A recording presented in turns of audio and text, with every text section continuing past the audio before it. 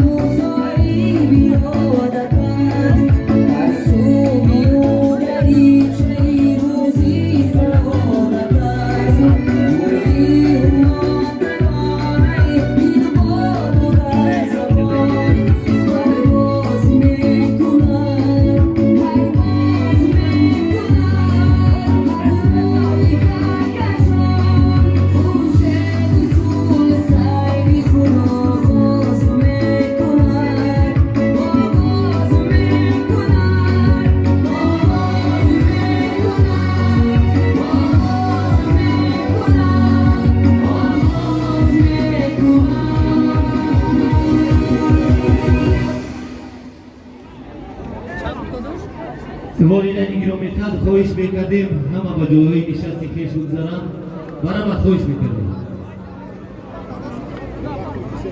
همه این والدین برامت خواهش میکردیم فرصتی به والدین بازم گسیل کردن وقت جدا شد مرامت ایشون چی میره از کربچه؟ بچه کمیسریت بگیم از کربچه دیگه ما میگیریم 2021 بود 2022 است.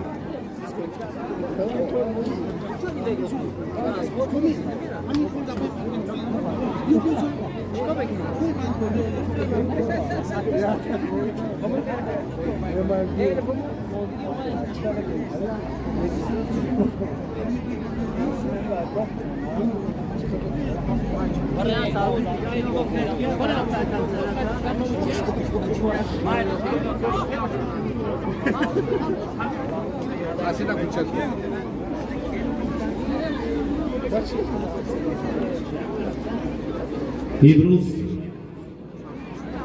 بحری دعوتمندگان بحری شمایان عزیزان والدین خبرویکانی باغچه کودکانی یکی ناحیه یک نمایش جالبی تیار نمودند